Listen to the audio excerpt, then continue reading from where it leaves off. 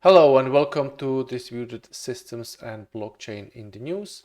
My name is Thomas Bocek, and this week we have a very interesting case of a bit flip, and it's the following article, or it's the following mail here from a Chromium mailing list, and it's about a bit flip in a Merkle tree.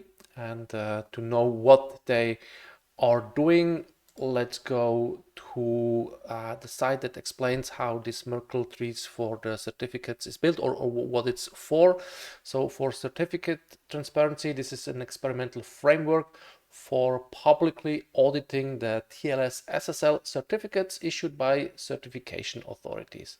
And it does this by requiring an increasing number of issued certificates to be added to publicly accessible repositories called certificate transparency logs. And such a log had a bit flip, and the author also mentioned here, unfortunately, it's not possible for the log to recover from this. And the bit flip, interestingly, here happened in the subject public info. It could happen everywhere, anywhere. And if we compare these two values here, then we see there is here a bit flipped, and that caused the log to not work anymore.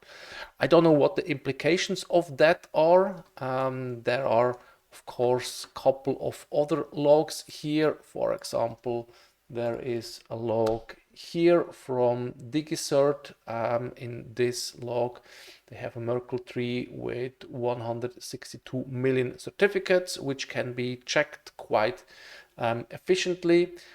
With this, currently with the 2024 Nessie log, this somehow doesn't work anymore.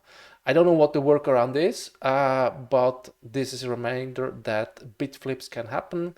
And if you have a server running somewhere, you may want to consider ECC RAM. ECC RAM can detect 2 bit flips and correct 1 bit flip. And ECC stands for error correcting codes. So 1 bit flip will be corrected, 2 bit flips will be detected, and you can, for example, then shut down your machine because you know something is not good, and then rather shut it down, start from fresh, and then you don't have any issues there. I'm not sure if they used ECC memory or not, or how it happened, but here, yeah, it happened. So this is quite interesting. The next interesting side is the following here. It's also about SSL and TLS. And this site explains what actually happens, which bytes are being transferred during SSL and TLS and during the site load. It doesn't go down to the TCP level, so there's no TCP handshake going on. It starts with TLS. And once we click it, we see here what's actually going on. So we start with the TLS handshake from the browser. So the browser sends this client hello message, then the server replies with data, and then eventually the certificate is then, or the secrets are exchanged, the certificates here are checked, everything's fine, and from this point on you can then get the data encrypted. Obviously here it's decrypted, and then it loads the HTML page. Very interesting to see what's actually going on, and you can play with it and see what is being transferred. Very, very nice site, definitely. The next article is about internet traffic, about bad internet traffic, and I was a bit shocked because they stated that 47% of all internet traffic are bots. So 50% or almost half of it are bots. 50% is traffic from humans, 50% is traffic from bots. And they even divided these bots into good bots and bad bots, and they come up with the number that 30% of the traffic is actually by malicious automated software application capable of high-speed abuse, misuse, and attacks. That's quite astonishing. I wasn't aware of that. And I also downloaded the report, so the source where they got this information from. It's this Imperva report. They did gathered all the data and did this nice report here. And what's also interesting here, this is over 1 year. And interestingly, over 10 years.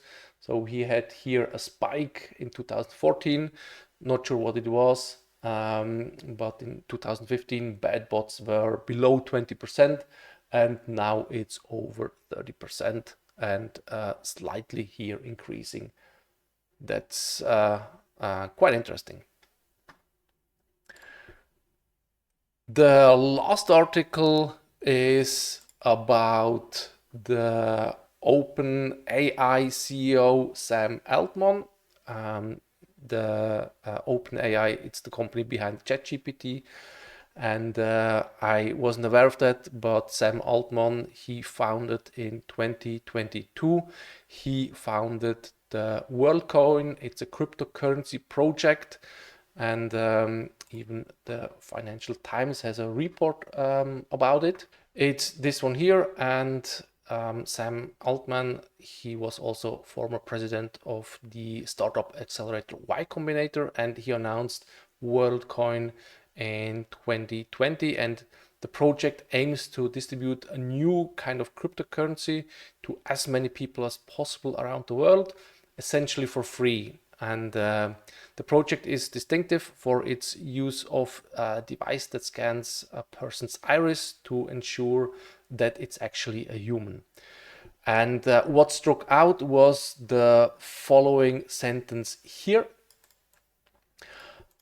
Worldcoin executive said their approach tackles two problems raised by the increasing sophistication of artificial intelligence: distinguishing between humans and bots, and providing a form of universal basic income which might offset job losses caused by AI. So either Sam Altman is a far-sighted visionary or someone doing way too many things at once. So let's see what will happen to Worldcoin.